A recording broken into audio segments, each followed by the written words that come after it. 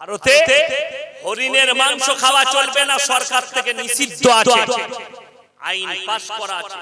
আপনি আরবে যান, হরিণের মাংস খেতে চাইলে পাবেন হোটেলে। কাতারে যান, কুয়েতে যান, মিশরে যান, জর্ডানে যান, লেবাননে যান, হরিণের মাংস খেতে পাবেন, যায়। কিন্তু আমাদের দেশে অথচ আল্লাহ হালাল করেছে। ওই জন্য ইমানদার হওয়ার জন্য গরুর মাংসটা শর্ত নয়, ইমানদার হওয়ার জন্য এক নম্বর হালাল মাংসটা শর্ত। হালাল মালটা হালাল গেল। চলুন এরপরে আপনাকে বুঝাই।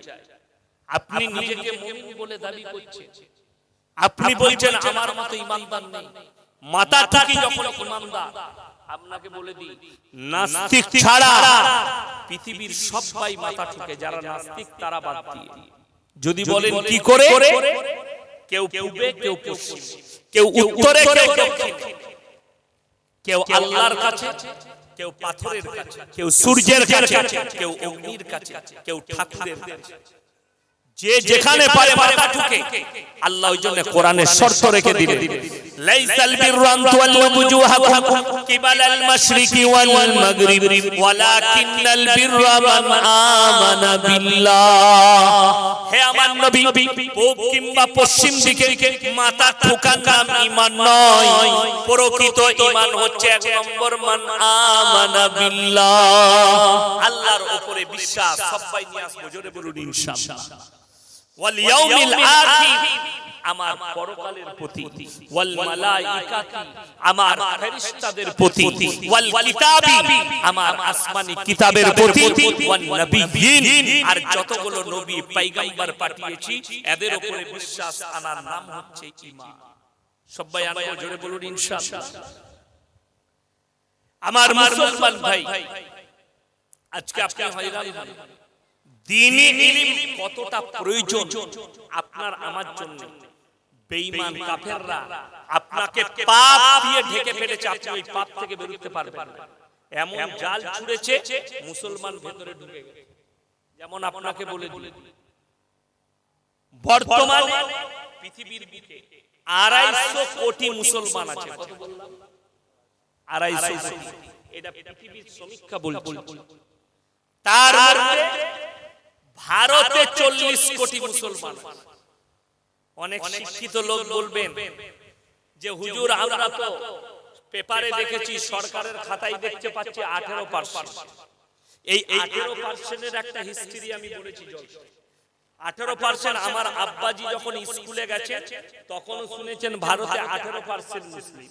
আমি যখন স্কুলে গেলাম বললাম, তখনও দেখতে পাচ্ছি ভারতে 18% মুসলিম। আর আমার মেয়ে এখন স্কুলে যাচ্ছে, সেও শুনছে 18%।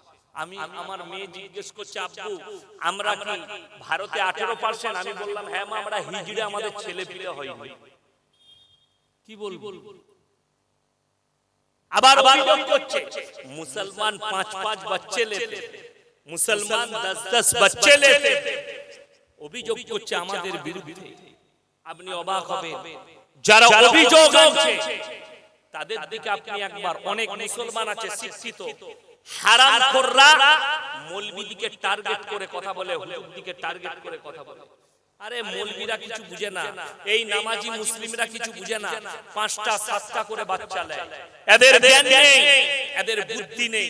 যার কারণে যারা এই কথা বলছে তাদেরকে বলবো, প্রশ্নটা আমাকে না করে আমাদের দেশের যিনি প্রধানমন্ত্রী জি আছেন তাকে একবার প্রশ্নটা করবেন। প্রধানমন্ত্রী নরেন্দ্র ভাই দামোদর দাস মোদি, তিনারা 6 ভাই ভাই। ক ভাই ভাই বললাম? 6 ভাই ভাই। শুধু তাই নয়, লালু প্রসাদ যাদব বিহারের মুখ্যমন্ত্রী ছিলেন, তিনারা 10 ভাই ভাই। আডবাণী জি 7 ভাই ভাই, যোগী জি 7 ভাই ভাই, তেগড়িয়া 9 ভাই ভাই। ইনাদের উপরে দোষ চাপেনি, দোষটা চাপলো মুসলিমের উপরে। কেন?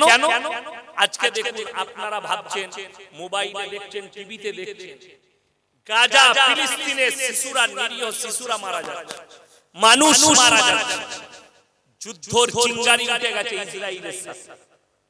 আজকে যদি বলেন যে কেন মুসলিম মার খাচ্ছে, এই পৃথিবীতে 250 কোটি মুসলমান আছে, তার মধ্যে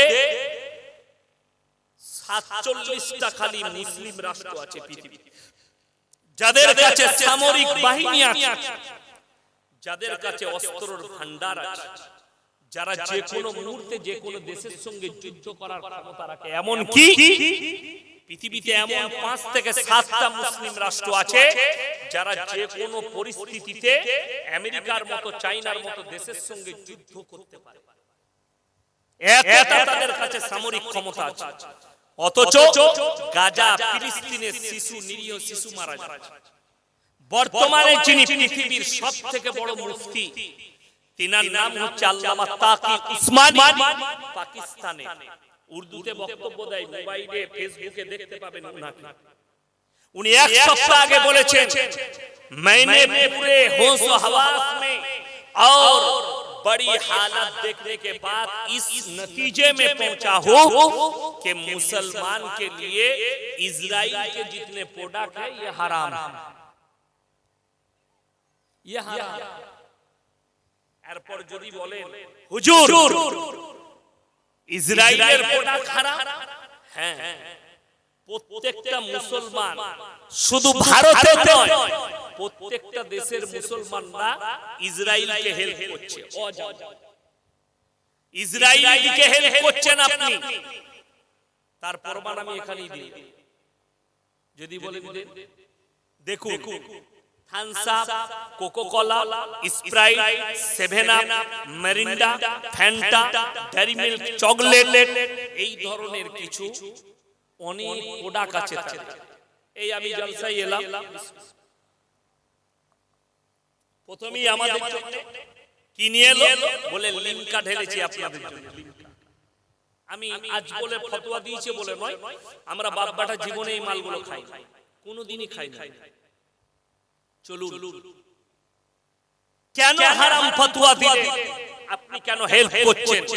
এই ভারতের 40 কোটি মুসলমানের মধ্যে 20 কোটি মুসলমান, তারা যদি একটা 2 লিটার থামস আপ কিনে প্রত্যেক দিন, 20 কোটি মানুষ যদি 2 লিটার করে থামস আপ কিনে, যেমনি আপনি 2 লিটার থামস আপ 100 টাকায় কিনবেন, 40 টাকা সঙ্গে সঙ্গে ইসরায়েলের পকেটে যাবে।